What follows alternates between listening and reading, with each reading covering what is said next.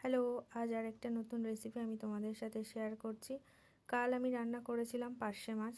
পার্শে মাছের ঝাল খুবই সাধারণ একটা রান্না, কিন্তু খেতে কিন্তু অসাধারণ লাগে যদি তোমরা এইভাবে রান্না করে থাকো। যাই হোক, প্রথমে মাছগুলোকে লবণ হলুদ মাখিয়ে কিছুক্ষণ রেখে দিয়েছিলাম।